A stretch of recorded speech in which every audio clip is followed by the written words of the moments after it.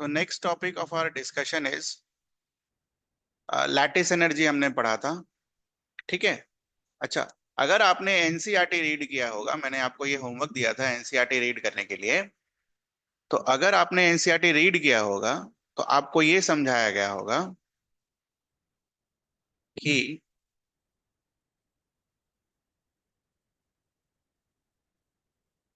Lattice energy is this energy required to break the lattice, energy required to break the lattice. ठीक है, अगर आपने पढ़ा होगा तो। और लैटिस एनर्जी का साइन उन्होंने प्लस करके कुछ दिया होगा, शायद कुछ ऐसा। तो हमने जो सीखा, हमने तो ये लर्न करा,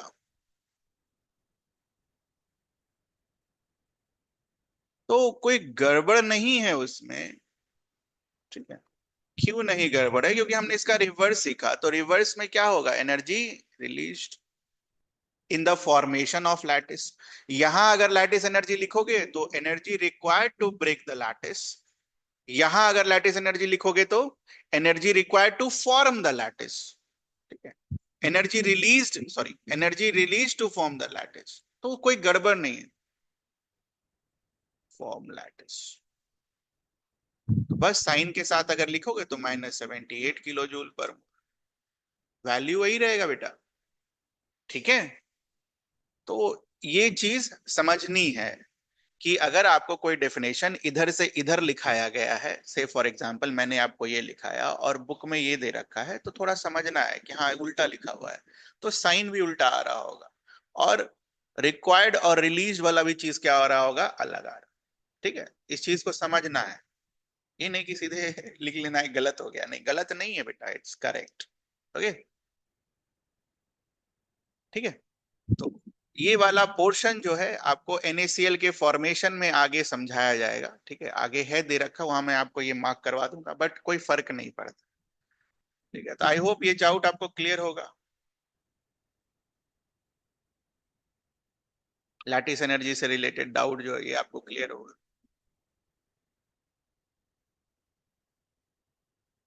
ठीक है। सो नेक्स्ट थिंग इज, जो नेक्स्ट टॉपिक हम करने वाले हैं, दैट इज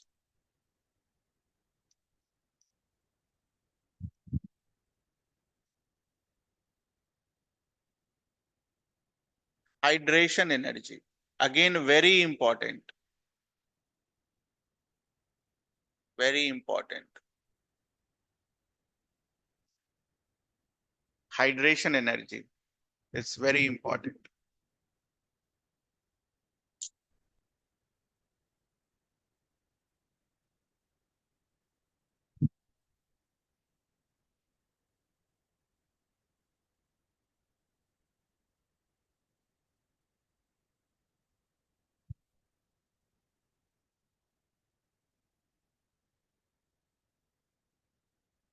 ठीक है।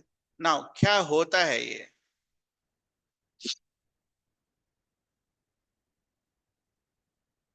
मान लो अपने पास दो गैसियस एटम है और इनको आप लैटिस में ना कन्वर्ट करके इनको आप एक्वस सॉल्यूशन में कन्वर्ट कर। एक्वस मतलब,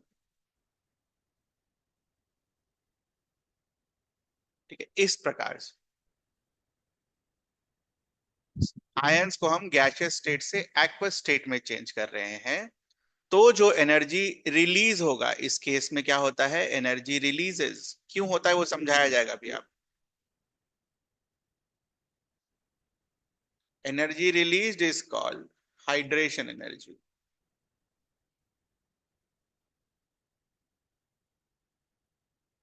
Therefore, we can write it's an exothermic process.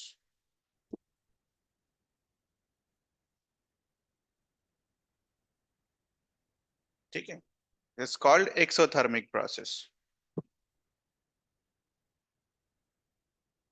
किसी भी गैसियस आयन को अगर आप एक्वस सॉल्यूशन में कन्वर्ट कर रहे हो तो that is called hydration energy of that ion.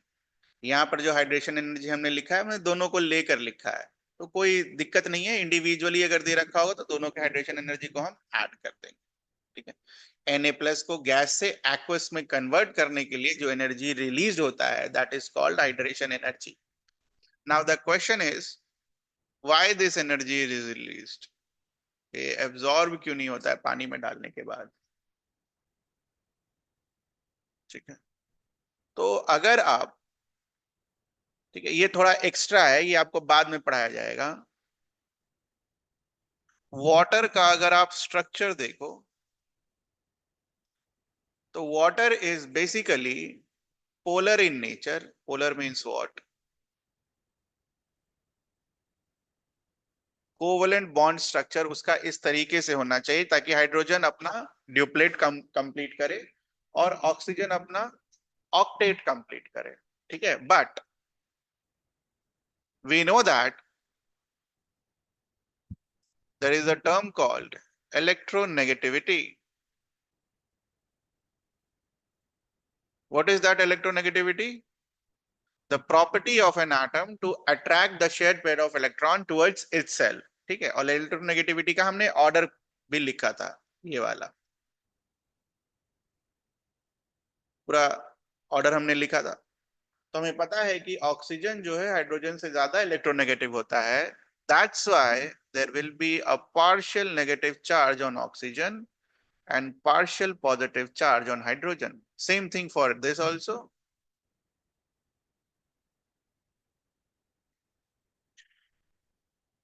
देखो हाइड्रेशन एनर्जी पढ़ाने के लिए ये सारी चीजें हम यूज कर रहे हैं। ठीक है,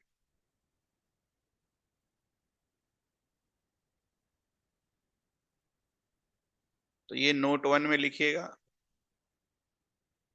बाद में ये कराया जाएगा, ऐसा नहीं है कि नहीं कराया जाएगा। Note 2, whenever two charges are separated by a small distance, whenever two charges are separated by a small distance,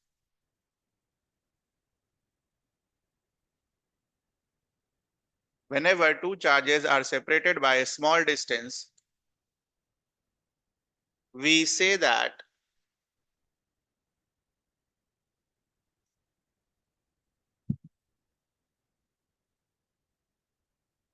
they constitute a dipole. They constitute a dipole.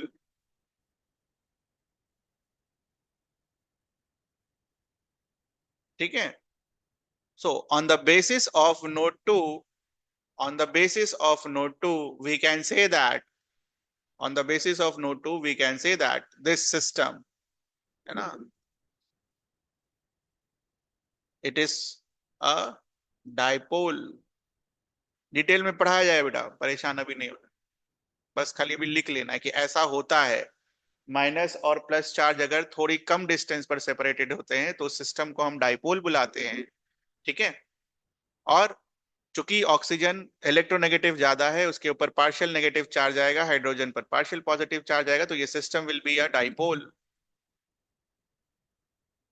ठीक है, नोट 3,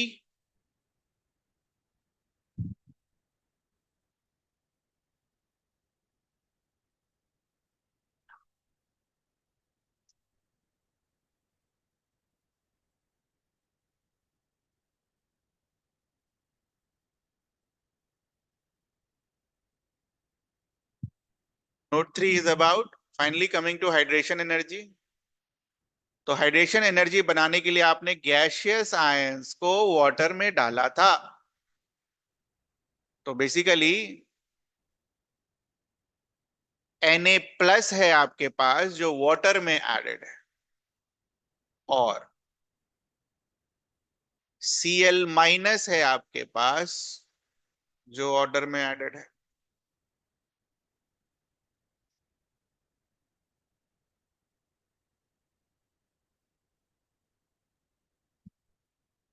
दो आयंस हैं आपके पास, Na+ और Cl-, दोनों को हम individually लिख रहे हैं ताकि आपका विजुअलाइजेशन क्लियर हो। है तो दोनों ही वाटर में, this Na plus and this delta minus will have a kind of force of attraction, भले वीक होगा.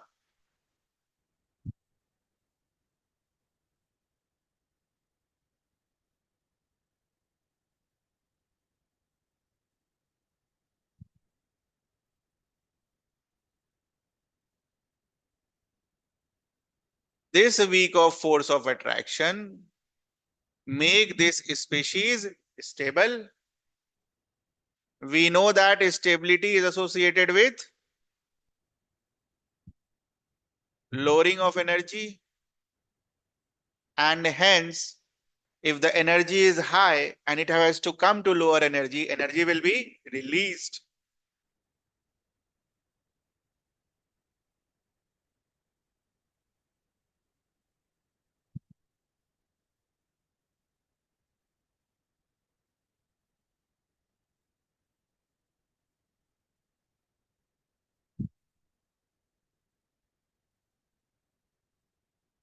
Same thing is applicable for negative ion Cl minus also.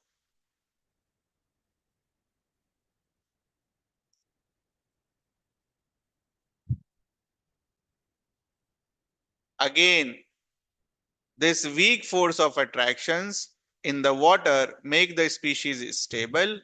Stable in associated with lowering of energy,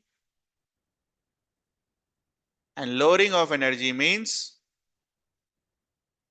energy is released.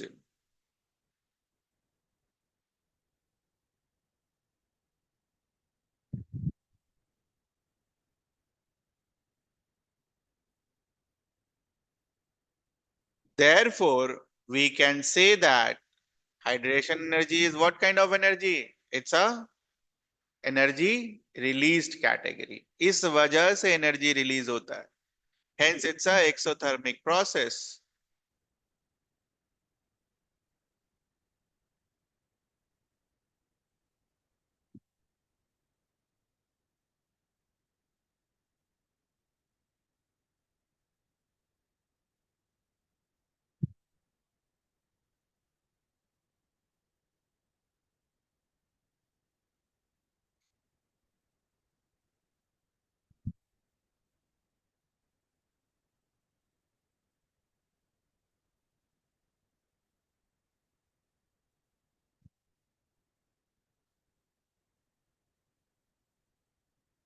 Very important hydration energy class 12 में D block element में बहुत है ये सब, तो अच्छे से करना ये सब. ठीक है ना. इस वीक फोर्स ऑफ अट्रैक्शन को अच्छा पहले तो इसको बुलाएंगे क्या. Na प्लस क्या है बेटा अपना? आयन. वाटर. ये what is this? It's a dipole. Hence, this kind of interaction is called ion dipole interaction.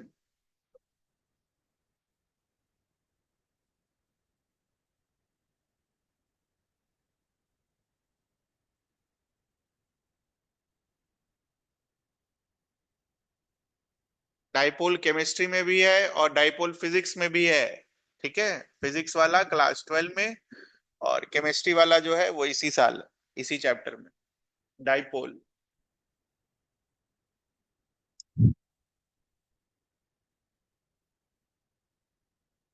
So what is the ion dipole interaction? It is basically what? Weak force of attraction. ठीक है तो attraction ही है, तो force of attraction ही ना. तो इसीलिए कभी कभी बोला जाता है आयन डाइपोल बॉन्ड. ठीक है, आयन डाइपोल बॉन्ड, बट वो गड़बड़ होगा बोलना. बट ठीक है, लिखते हैं लोग ion dipole bond, weak bond. ये सारी टर्मिनोलॉजीज है, किसी से भी घबराना नहीं है, क्योंकि बॉन्डिंग का मतलब आपने क्या पढ़ा है? Force of attraction.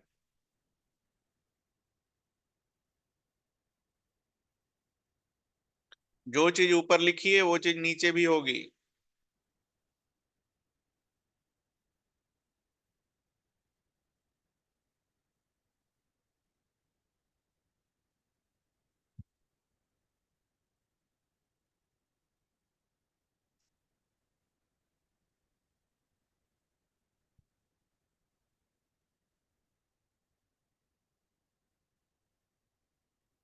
Now the next conceptual part comes for hydration energy.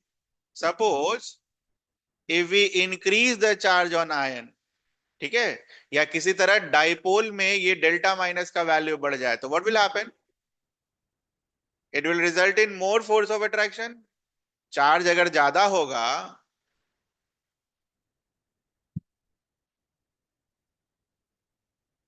Charge अगर ज्यादा होगा, it will result in what? More force of attraction, which means hydration energy is directly proportional to charge. Very important point. Hydration energy is directly proportional to charge. ऊपर लिख लेना F equals to K Q1 Q2 by R square.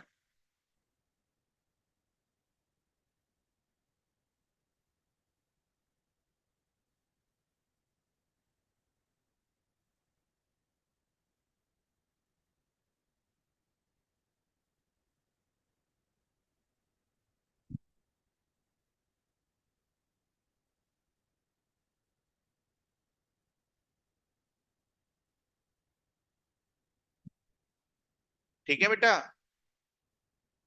एक चीज और देखो फिर. मान लो ये तुम्हारा Na प्लस है और यहां पर तुम्हारा H2O है. Case one.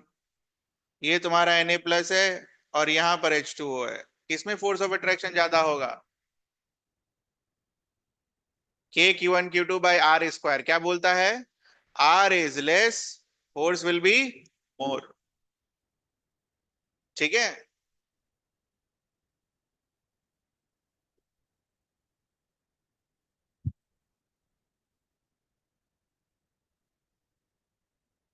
सेम आंसर आया है, देखो लैटिस का भी यही था.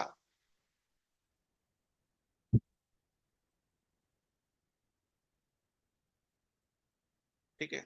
नाउ जब यहां पर हम साइज, सर आपने तो डिस्टेंस लिखा और यहां पर साइज लिख दिए, साइज ऑफ दिस, है ना, और यहां पर आप डिस्टेंस से समझाएं, वो देख लो. से फॉर एग्जांपल दो ऐसे हैं. ठीक है. अगर इसका साइज बढ़ा दो, दूरी बढ़ेगा कि नहीं बढ़ेगा? समझ में आई ये चीज? तो घबराना नहीं है. ये समझाने के लिए हमने यूज किया आपको कि के Q1 Q2 R स्क्वायर में आर घट जाएगा तो फोर्स क्या होगा? बढ़ जाएगा. तो आर कैसे घट सकता है? जब इसकी साइज क्या हो? बड़ी हो जाए. ठीक है. तो ये दोनों चीजें हमें याद रहेंगी. तो क्वेश्चन लिख लीजिए.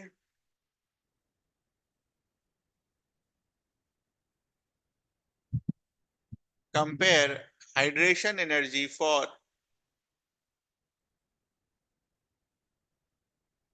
NaCl MgCl2.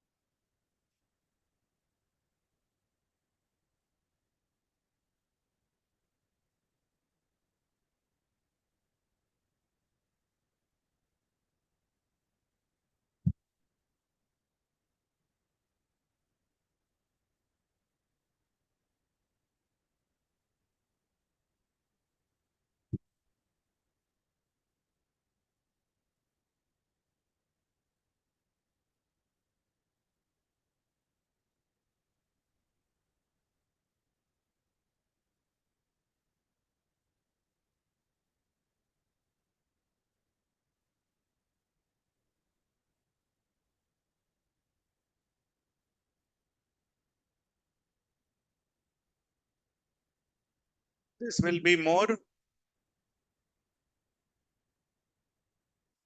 और सब पर चार्ज सेम है तो साइज. ठीक है. More the charge, more the hydration energy.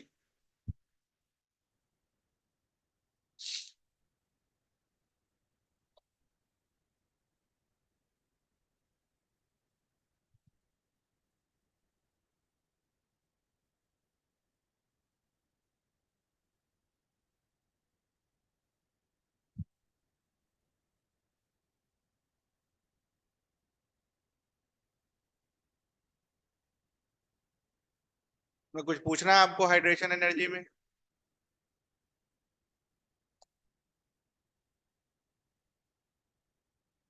तो ये हाइड्रेशन एनर्जी और लैटिस एनर्जी ध्यान से ध्यान रखिएगा, और भी एनर्जीज आएंगी बट ये दोनों ढंग से ध्यान रखिएगा, क्योंकि फिर अगले साल इसका भी यूज होगा बहुत, हाइड्रेशन एनर्जी और लैटिस एनर्जी। ठीक है।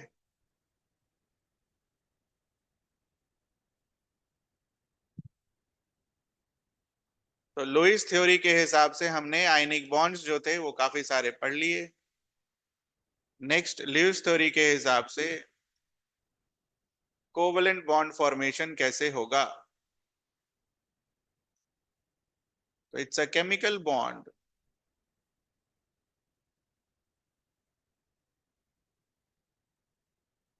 formed by equal sharing of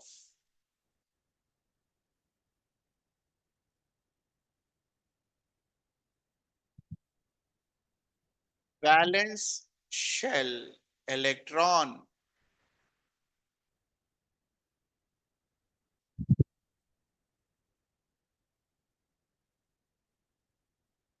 It's a bond.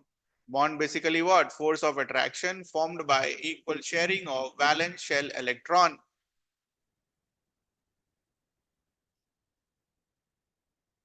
Example, hydrogen, which has a configuration of 1s1. It will be denoted by this symbol. एक और हाइड्रोजन होगा, it will be denoted by this symbol.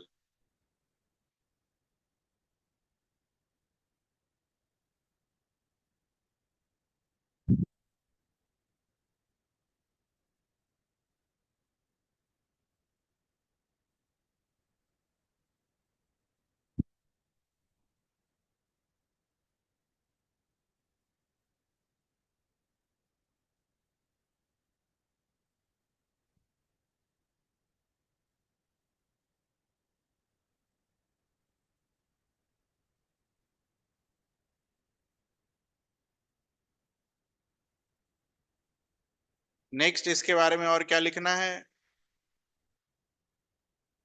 It is directional in nature.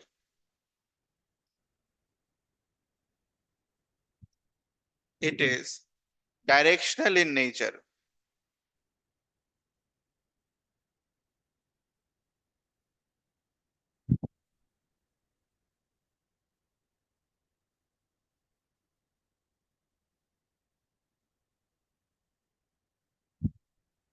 Covalent bond formation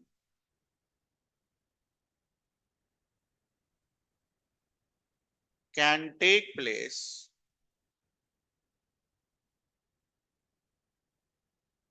via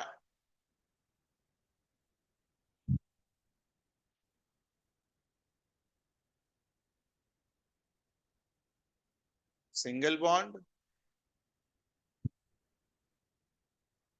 or via multiple bonds.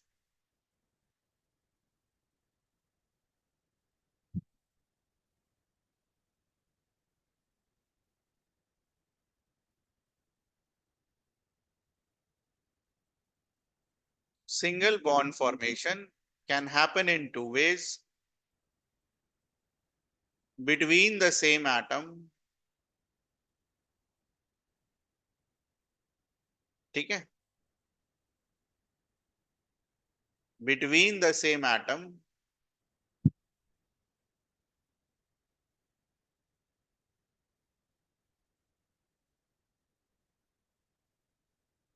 or between different atoms.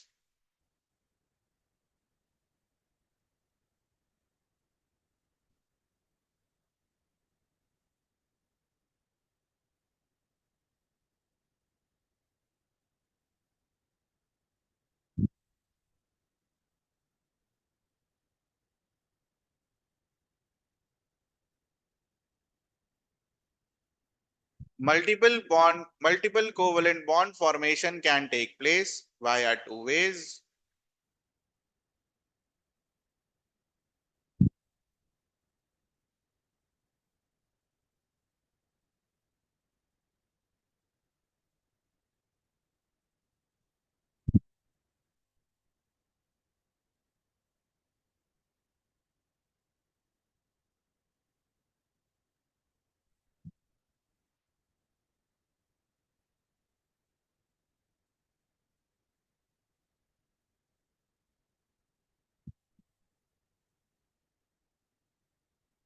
same atom and different atom.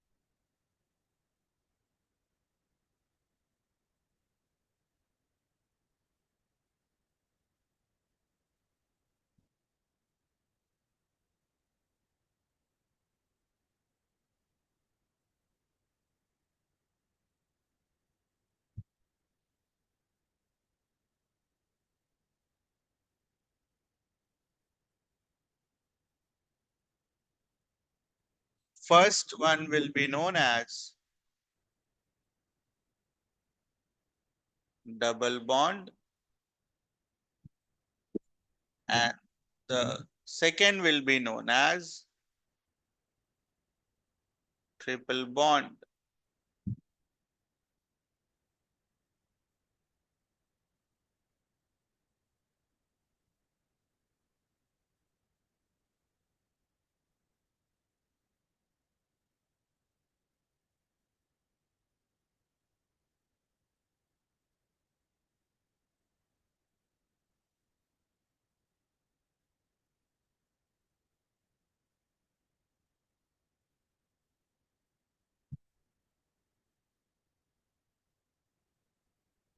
ठीक है।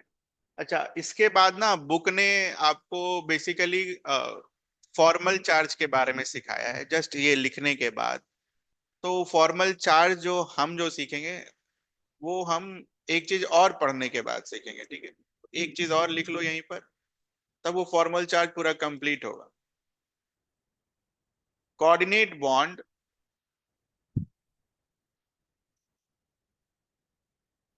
formed due to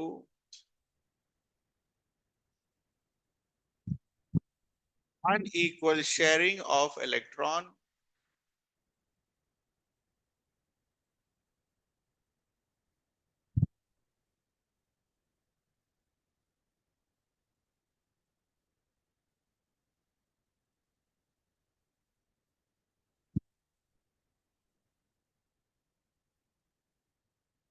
ए और B के बीच में जो bond बनता है,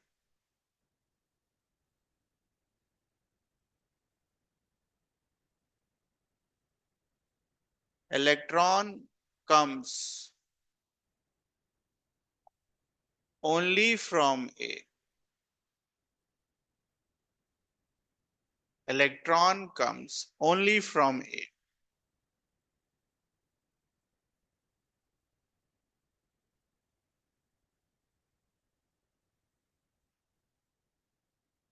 Both shared pair of electron comes only from A. दोनों ही electron कहां से आएंगे? ए से आएंगे।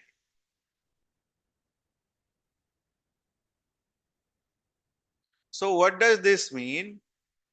For coordinate bond formation, ठीक है, अगर कहीं पर कोऑर्डिनेट बॉन्ड बन रहा है तो इसके पास क्या होना चाहिए? एक्स्ट्रा इलेक्ट्रॉन, ताकि वो बी को दे सके वो एक्स्ट्रा इलेक्ट्रॉन। और इसके पास क्या होना चाहिए? घर खाली होना चाहिए, तभी वो एक्स्ट्रा इलेक्ट्रॉन को रख सकेगा। बिना उसके ये पॉसिबल नहीं है। So what we do, we draw a box like this, ऐसे ही समझाने के लिए, ताकि आपको ये समझ में आए कि ये है क्राइटेरिया।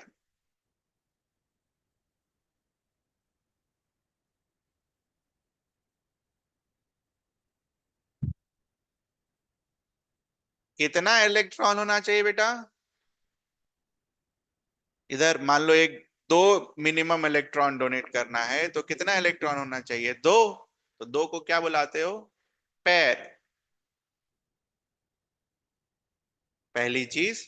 दूसरी चीज, अगर मान लो ए का ये जो दो इलेक्ट्रॉन मैंने यहां पर बनाया है, ये किसी सी एटम के साथ अगर बॉन्ड बना लेता, तो क्या ये बी के पास जाने के लिए अवेलेबल होता? नहीं होता। अभी बी के पास जाने के लिए अवेलेबल क्यों है? क्योंकि खाली पड़ा है, कोई यूज नहीं है। तो खाली पड़ा है तो लोन पेयर।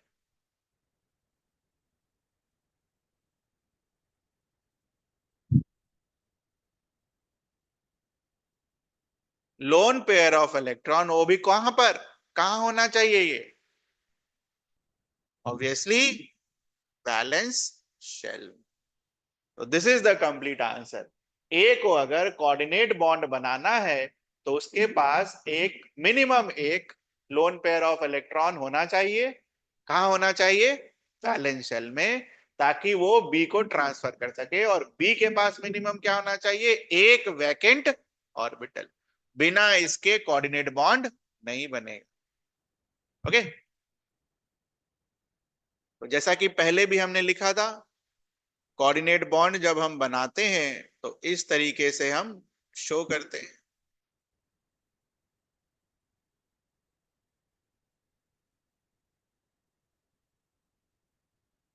ठीक है। या फिर बस इस तरीके से शो करते हैं, किधर से किधर इलेक्ट्रॉन गया। नाउ यही चीज समझ आनी थी वहां पर कि A plus does not mean A plus ion. क्योंकि ए प्लस अगर आयन होगा तो ये कोऑर्डिनेट बॉन्ड ना होकर कौन सा बॉन्ड बनेगा? Ionic bond. तो ए प्लस वाला जो प्लस, यहां जो प्लस आया, यहां जो माइनस आया, इसी को हम बेसिकली क्या बुलाते हैं? Formal charge. ठीक है। तो और भी अभी डिटेल में आएगा।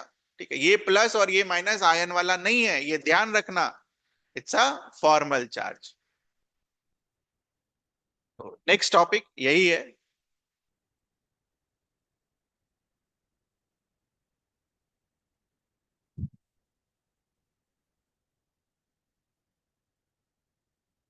Lewis dot structure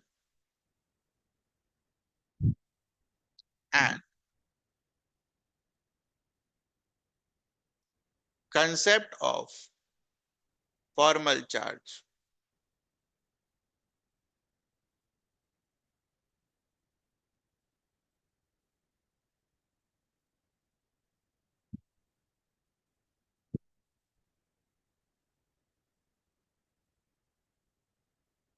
So how do we define a formal charge? Formal charge को हम define कैसे करते हैं?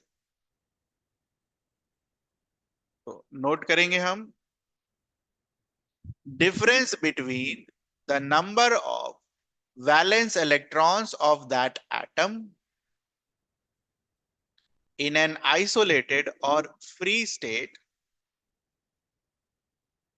and the number of electrons assigned to that atom in Lewis structure. Number of electrons assigned to that atom in the Lewis structure.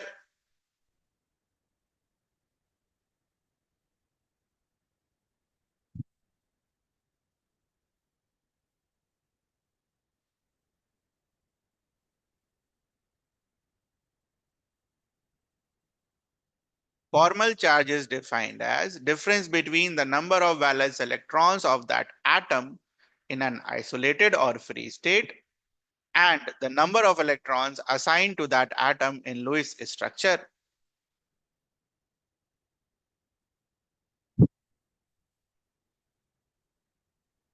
ठीक है। Formula for formal charge note करिए। Formal charge on an atom in a Lewis structure is equal to, ये काम की चीज है, ये बहुत बार आता है एग्जाम में फॉर्मल चार्ज कैलकुलेट करने के लिए। Is equal to total number of valence electrons in the free atom, total number of valence electron in free atom,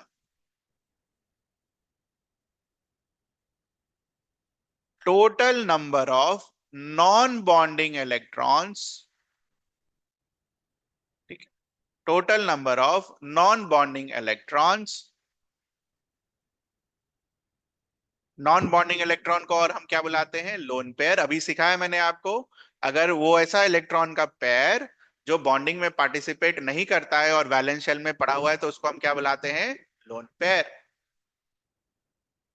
minus half times, minus half times total number of bonding electrons, minus half times total number of bonding electrons.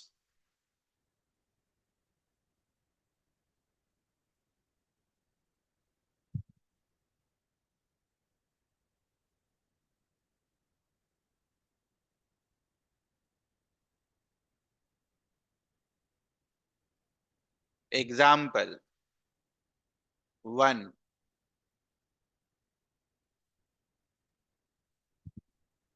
H2।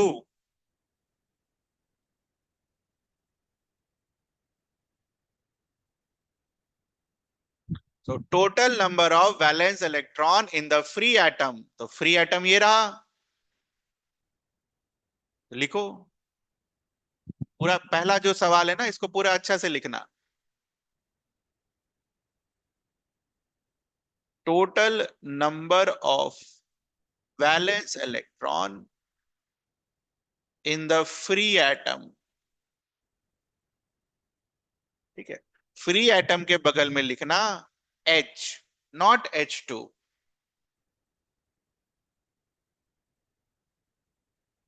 Is equal to 1। है ना, एक electron है। Second, total number of non bonding electron. अब एक ही electron है यार, काहे का नॉन बॉन्डिंग, वही तो बनाता है ना बॉन्ड। तो दूसरा लिखो, total number of non bonding electron is equal to 0।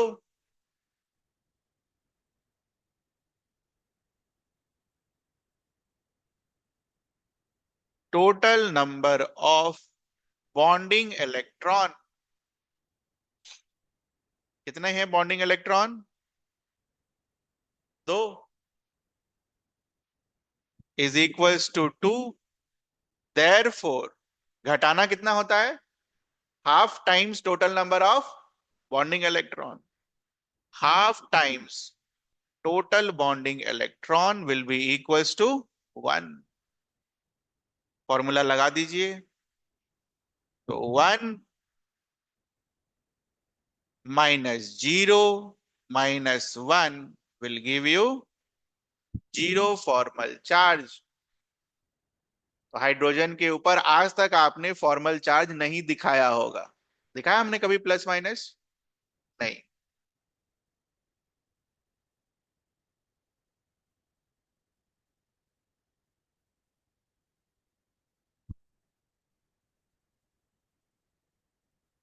ठीक है,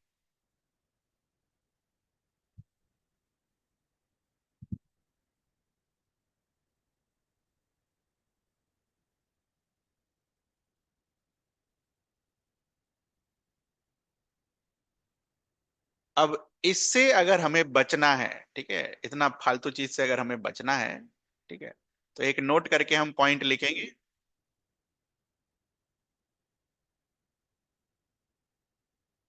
ये थोड़ा सोचने वाला है बेटा, अगर ये कर लिया तो it will be fast. Note,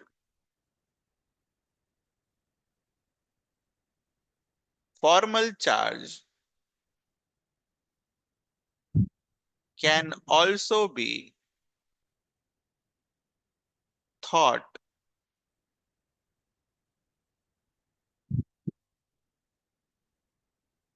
as number of bonds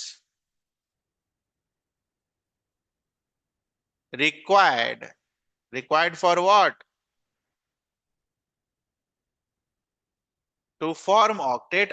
obviously hydrogen के लिए ड्यूप्लेट होगा, और दिमाग में रखना, हाइड्रोजन के लिए ड्यूप्लेट होगा।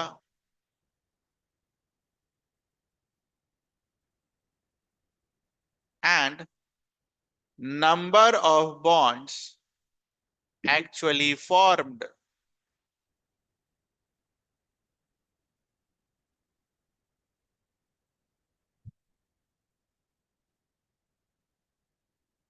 इन दोनों का अगर आप डिफरेंस ले लो तो it will give you formal charge.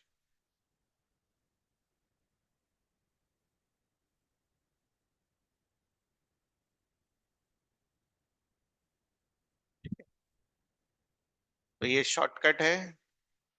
अगर समझ आ गया तो ठीक, नहीं तो वो लंबा चौड़ा प्रोसेस आप लगा सकते हैं। ठीक है, तो इसको समझाने की कोशिश करते हैं सेम एग्जांपल से। H2, तो हाइड्रोजन जिसका इलेक्ट्रॉनिक कॉन्फ़िगरेशन 1s1 है, इसको बॉन्ड बनाने के लिए, ठीक है, एक इलेक्ट्रॉन और चाहिए। तो number of bonds required for hydrogen to become stable is how much? 1। और H2 में एक्चुअली कितना बॉन्ड बना? 1। 1 minus 1 will give you 0।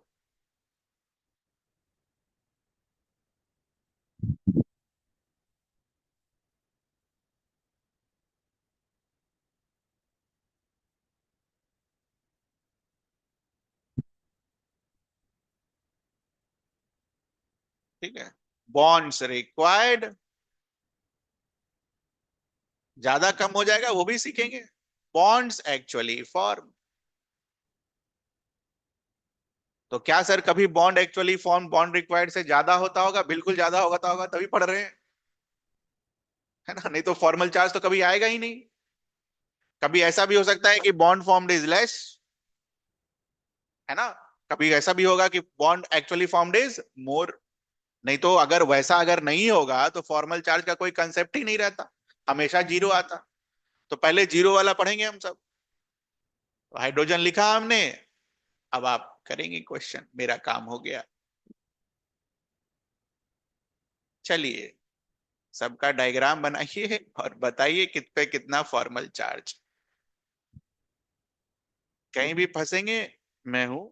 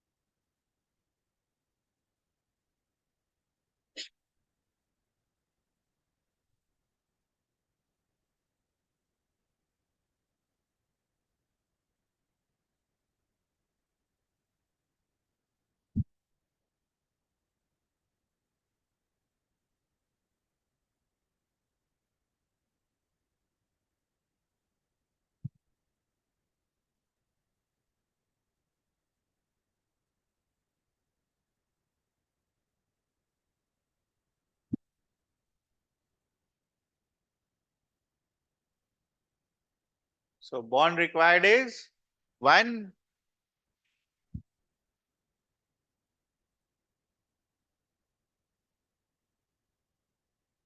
bond formed is 1, therefore formal charge will be equals to 0।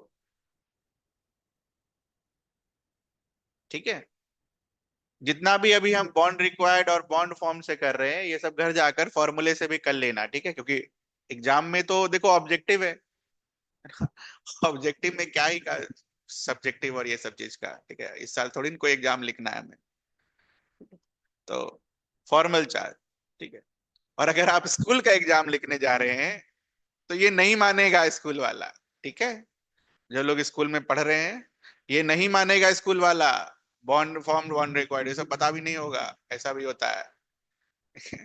तो चुपचाप ये फॉर्मूला लिखिएगा और सारे वैल्यूज पुट करिएगा, you will get your answer.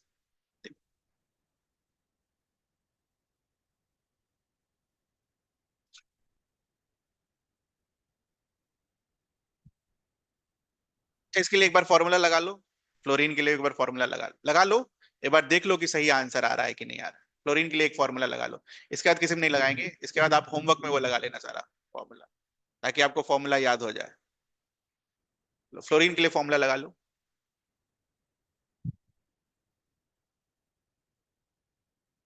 तो फ्लोरीन का, ठीक है, वैलेंस शेल में कितना electron? 7।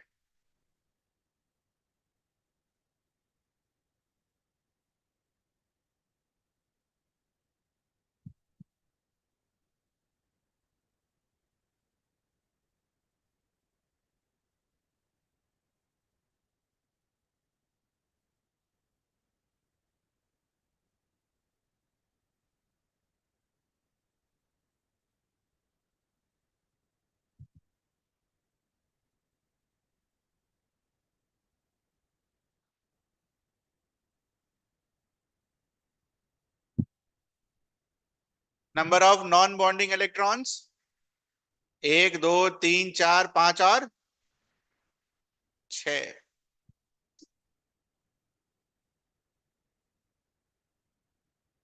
Number of non bonding electrons, अरे ये सब खाली है ना। 1 2 बॉन्ड तो इसने बनाया है। 1 2 3 4 5 और 6। Half the number of bonding electrons, 1 2।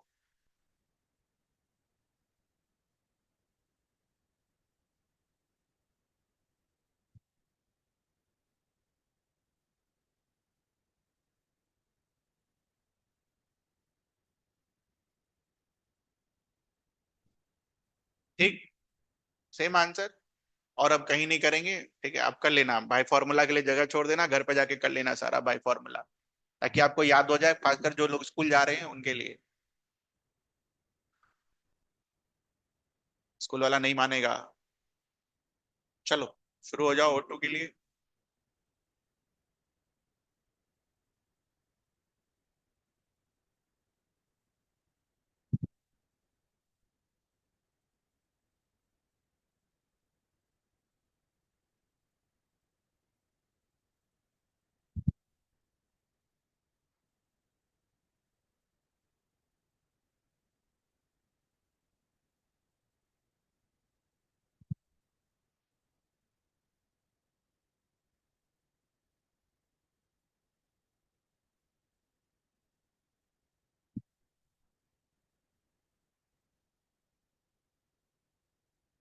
Octet बनाने की कोशिश करेंगे हम, और ये हमारा ऑक्टेट बन गया।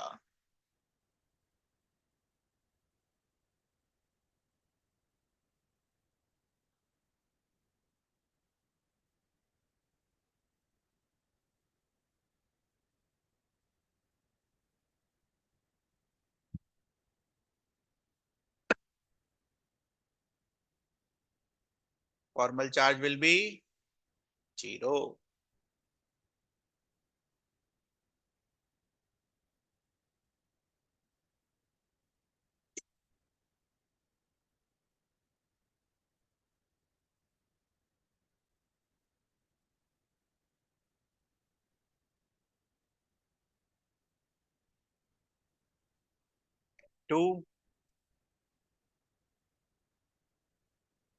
2CH4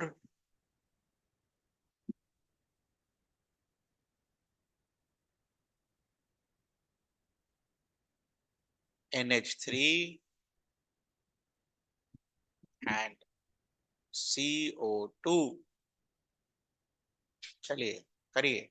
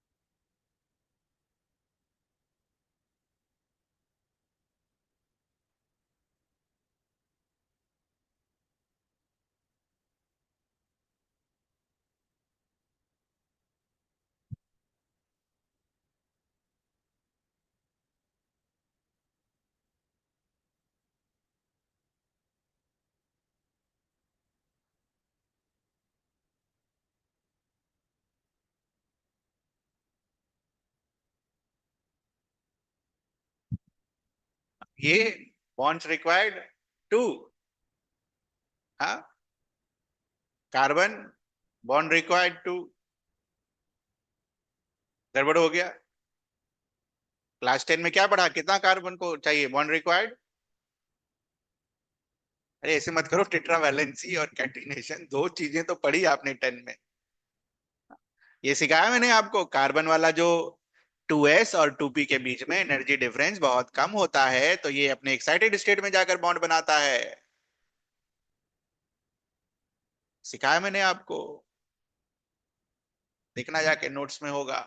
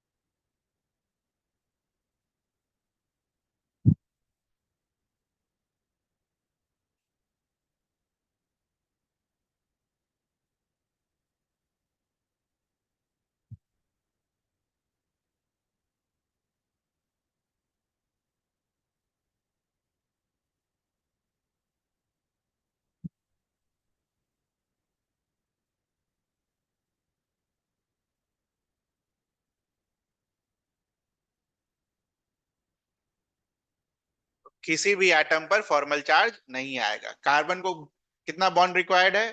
4। कितना बनाया? 4। हाइड्रोजन को कितना बॉन्ड रिक्वायर्ड है? 1। कितना बनाया? 1। ईच हाइड्रोजन एटम को एक बॉन्ड रिक्वायर्ड है, सभी ने 1 1। No formal charge.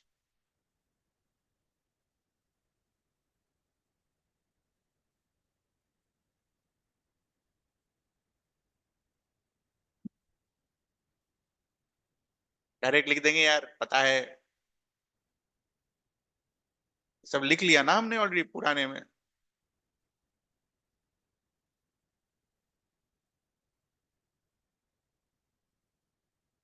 करा ना, कार्बन कार्बन वाला यहाँ लिखा हमने, वही चीज दोबारा बनाना है और क्या।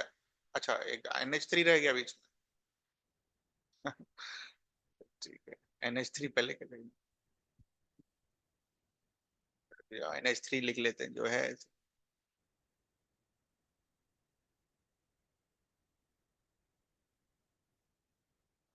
लिखा नहीं यहाँ पर, छोटा सा लिखा हुआ है।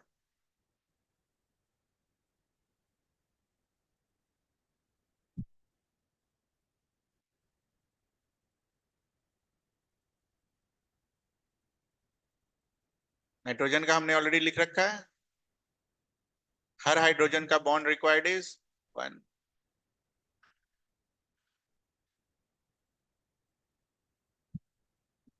1 2 3 और 2 5। 1 2 और 3।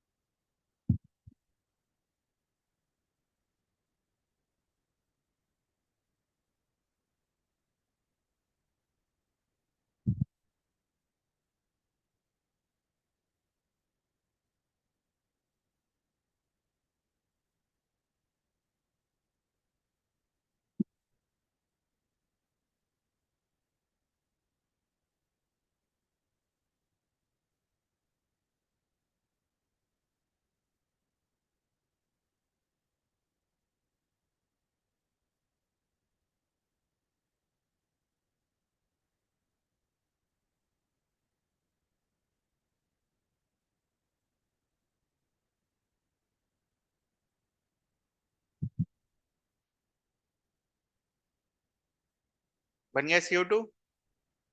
डायरेक्ट बना दें अब। कार्बन को कितना चाहिए? 4। ऑक्सीजन को कितना चाहिए? 2।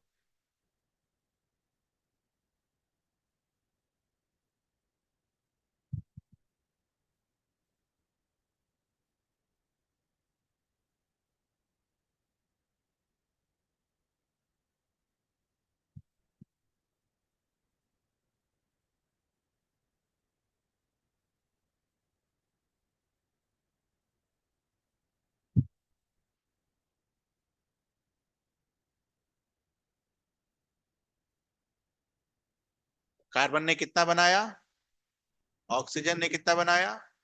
No formal charge. ठीक है। इसमें कुछ पूछना आपको? तो अब बात आती है फॉर्मल चार्ज कहाँ आएगा।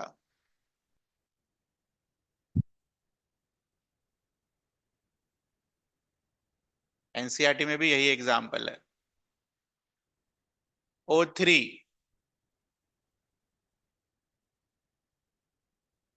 तो इसको पूरा अच्छे से हम लिख लेंगे।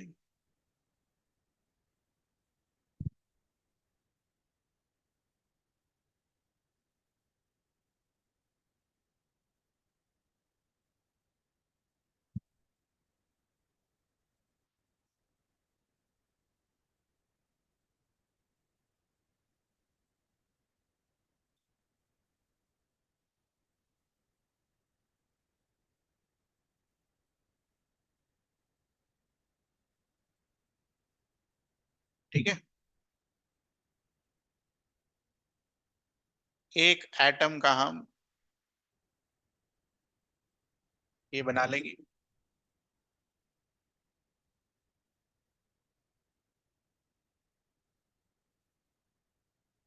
O3 बनाना है पहले। एक और O को पहले लेकर आते हैं। O2 बना ले फिर O3 बना लेंगे। What will happen?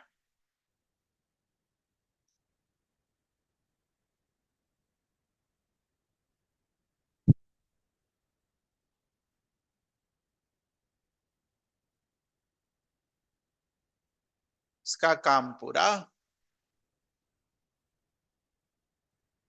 इसका भी काम पूरा। एक और बच गया बेचारा।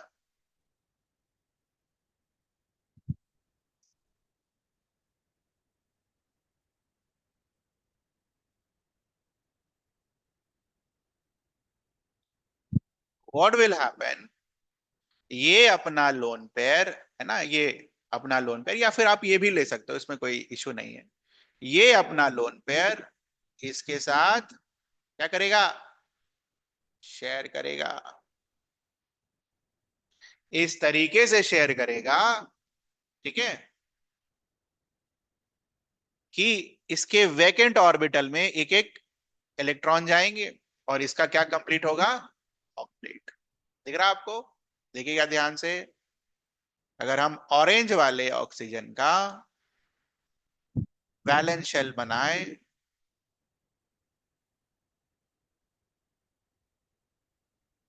तो ऑर्बिटल खाली है एक एक इलेक्ट्रॉन के लिए। तो जब ये अपना लोन पेयर इसको देगा, इसका ऑक्टेट क्या होगा? कंप्लीट। ये दिख रहा आपको? इसमें कुछ पूछना है आपको? तो अभी तक हमने कोऑर्डिनेट बॉन्ड खूब हंगामा मचाया था, उसका एग्जाम्पल एक भी नहीं दिखा था। ये रहा उसका एग्जाम्पल। अच्छा। बहुत बार क्या होता है ना कि हम इसको जब बहुत ज्यादा पढ़ लिख लेते हैं तो ऐसा लगता है कि ये जो अपना इलेक्ट्रॉन है इसको दे दिया तो इसका ऑक्टेट खत्म हो गया। हाँ। लेकिन what is the definition of coordinate bond? पढ़ो। वो अपना इलेक्ट्रॉन देता है क्या उसको? शेयर करता है भाई, थोड़ी देर के लिए रख लो कोई बात नहीं। I am sharing with you this. ठीक है। ढंग समझ आया ये चीज? लेकिन क्या ये दूसरे वाले उसे अपने लिए इलेक्ट्रॉन मांगा? नहीं मांगा। तो is it equal sharing between both of them? That's why this is called unequal sharing.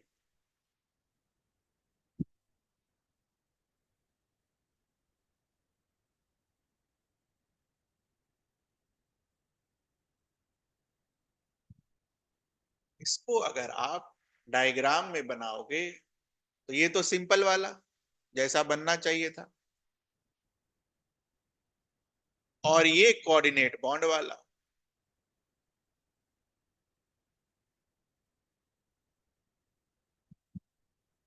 इसमें कोई दिक्कत?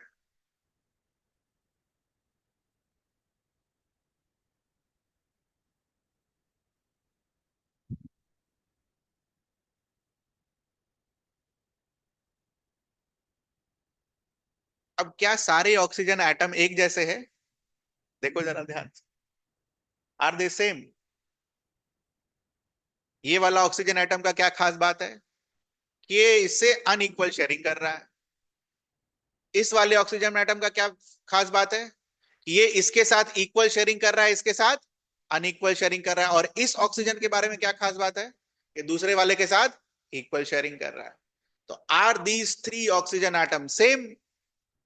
इसका हम नंबरिंग करते हैं पहले।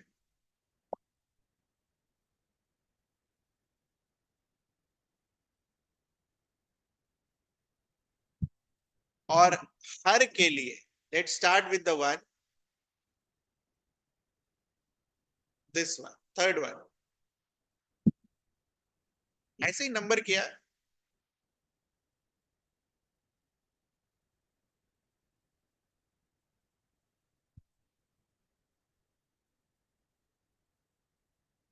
ऑक्सीजन, थर्ड वन तुम्हारा क्या है? Oxygen atom. ऑक्सीजन एटम के लिए बॉन्ड रिक्वायर्ड कितना होता है? तो इसमें तो कोई डाउट नहीं है। बट थर्ड वाले ने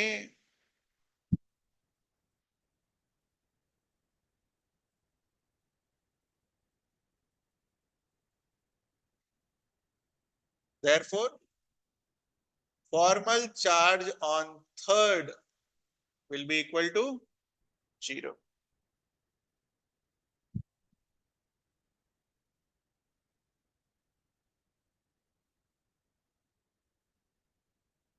फॉर सेकेंड, फर्स्ट हो, सेकेंड हो, थर्ड हो, उससे क्या मतलब है? बॉन्ड रिक्वायर्ड तो हमेशा ऑक्सीजन एटम के लिए कितना होगा?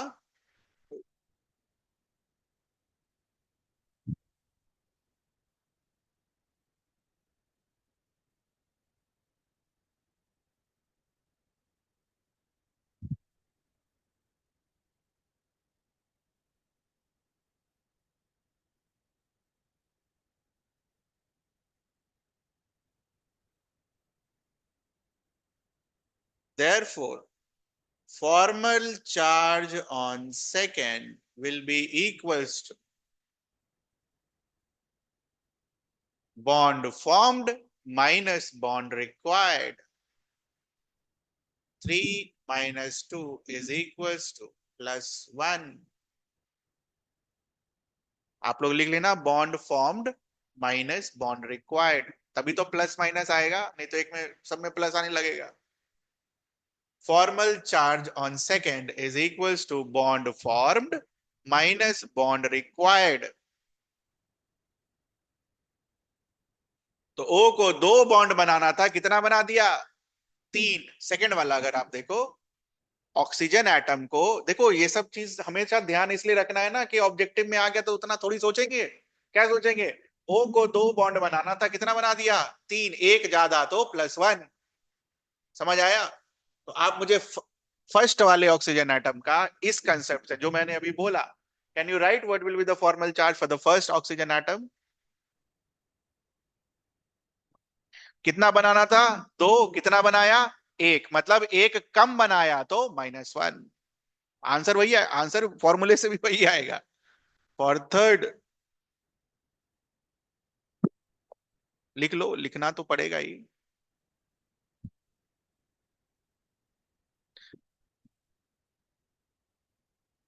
रेगुलर बेसिस पर बेटा सारा चैप्टर रिवाइज करते रहना, ऐसा ना हो कि अगले साल दिसंबर में बैठ के सब रिवाइज कर रहे हैं। हेडेक अलग। अगले साल दिसंबर में क्या होगा? दिसंबर 2026 में ऐसे दिमाग में क्या चलेगा देखो। अरे सीबीएसई भी पास करना है, बिना पास किए हुए कैसे बढ़ेंगे हम आगे? ठीक है। नीट जेई का एग्जाम भी देना है। क्या पढ़ें इसके लिए पढ़ें उसके लिए पढ़ें, ये सब चीज नहीं होना चाहिए। एकदम क्लियर कट आपका जो मेथोडोलॉजी है क्लियर होना चाहिए। अभी से ज्यादा मेहनत कर लें ताकि इसका टेंशन कम रहे, लेस टेंशन। ध्यान रखना इस चीज का, नहीं तो इस चक्कर में अगर फंस गए ना, कि आधा 15 दिसंबर इसमें लगा दिए आधा उसमें लगा दिए, तो सही में दोनों एग्जाम खराब होगा, ये दोनों। तो अभी से बस यही चलो कि हाँ ठीक है, सीबीएसई के लिए हमें वहां पर टाइम देना पड़ेगा, तो उसके पहले मेरा सब कुछ हो जाना चाहिए। ठीक है, वो होगा, बिल्कुल होगा, ये द्वंद होता है हर के दिमाग, मेरे दिमाग में भी होता, सीबीएसई कैसे पास करेंगे। पूरे वहाँ इंस्टीट्यूट में रैंक आता था, मतलब 11 12 इस तरीके से, 5 6 हजार 10 हजार जितने भी बच्चे होंगे वहां पर। और फिर सीबीएसई की जब बारी आई तो दिमाग में यही, क्या करें। तो वो बस खाली दिमाग का ये है, उसको पहले से कंडीशन करके रखना है इस तरीके से, अच्छे से पढ़कर। तो रिवाइज करते रहना सब, ये नहीं कि पीछे वाला जो रह गया उस पर धूल मिट्टी जमा हो रहा है और दिवाली में फिर उसको हटा रहे हैं। अच्छा ये भी था, bomb formed by first one is equals to 1. Therefore, formal charge on first is equals to bond formed minus bond required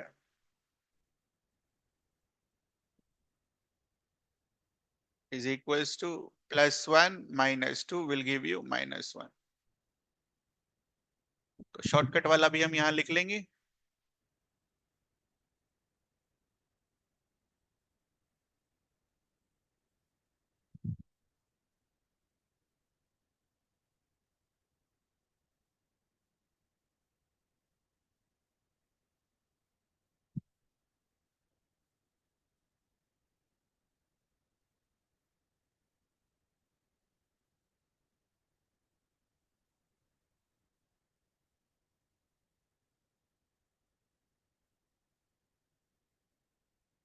जितना बनाना था उतना ही बनाया, therefore formal charge will be 0। ठीक है, अब आप इस चीज को अच्छे से समझ पाएंगे। ठीक है, तो फाइनल रिप्रेजेंटेशन क्या होगा पहले तो इसका,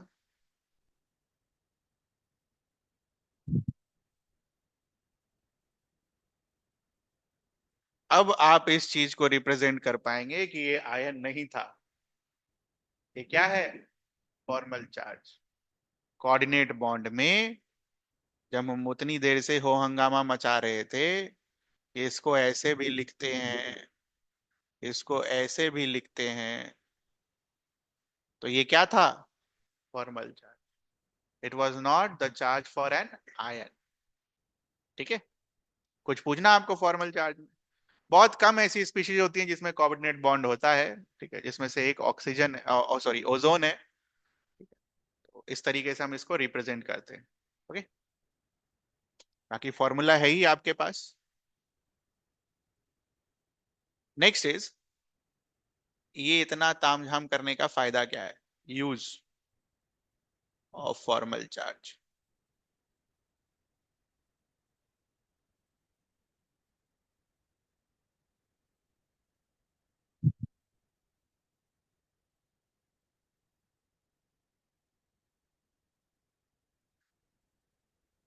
फॉर लिख लीजिएगा, formal charge help in the selection of lowest energy structure from a number of possible Lewis structure for a given species. Very important.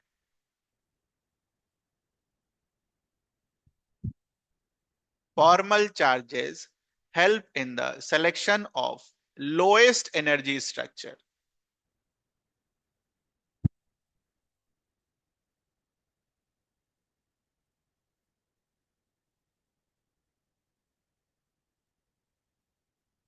ठीक है, तो हमें कैसे पता चलेगा कौन सा लोएस्ट एनर्जी स्ट्रक्चर है, वो भी मार्क करिए। Generally The lowest energy structure is one with the smallest formal charges on them. Smallest formal charges on the atom.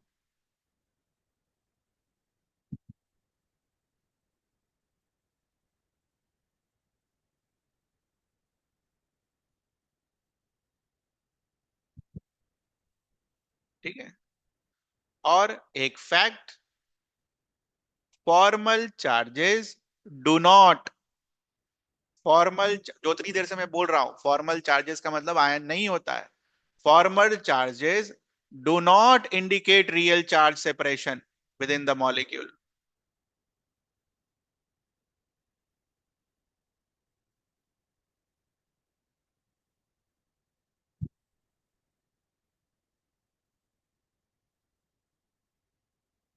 ठीक है।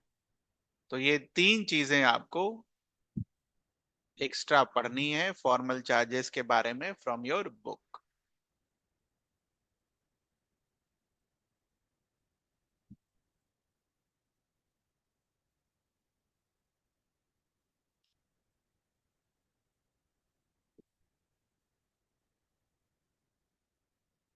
Since we have some time, क्योंकि अगला वाला टॉपिक फिर बुक पर ही अंडरलाइन करवाना है, तो अगली क्लास में बुक लेकर आइएगा। Since we have some time, तो मैंने O3 का बनाया आपके लिए, इतना बढ़िया से अलग से बनाकर। Do it for CO, carbon monoxide.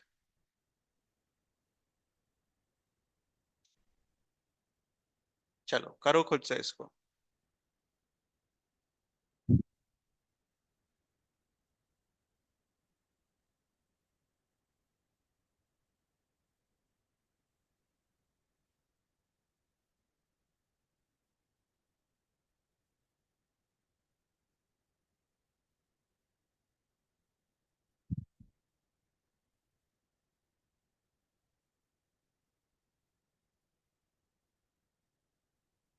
मेरे को पूरा अच्छे से बनाकर ये बताओ किस पर क्या फॉर्मल चार्ज आएगा, किस पर नहीं आएगा, या फिर दोनों पर नहीं आएगा, जैसा भी। पूरा डायग्राम जैसे मैंने ऑक्सीजन का पूरा बना, और सॉरी ओजोन का बना के दिया आपको।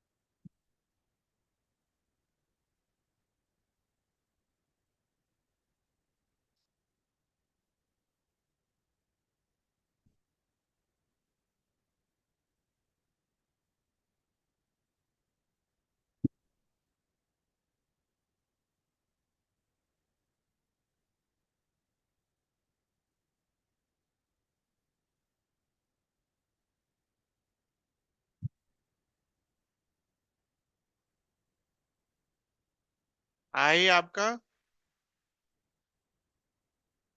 so it has formed one extra bond, therefore formal charge is plus 1. It has formed one less bond. कितना बनाना था? 4, 4 बनाने थे ना, 4। वन लेस और वन ज्यादा कहां से पता चल रहा है? यहां से, यहां से।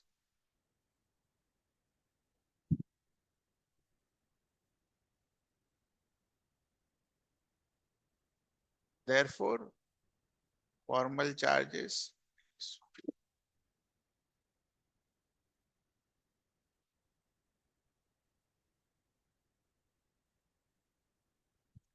ठीक है। कुछ पूछना आपको यहां तक? होमवर्क लिख लीजिए। पहला 3 पेज मैंने आपको बोला था पढ़ने के लिए, ठीक है। उसके बाद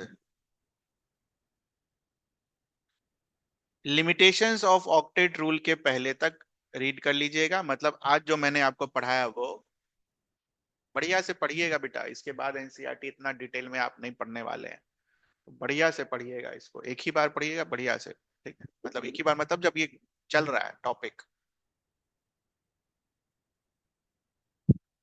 उसके बाद आपको क्या करना है, ये बीच वाला पोर्शन छोड़ देना, लिमिटेशंस ऑफ आयनिक और इलेक्ट्रोवेलेंट बॉन्ड जो मैंने आपको पढ़ाया, lattice energy, electron gain enthalpy, ionization energy, वो दे रखा है आप, ठीक है।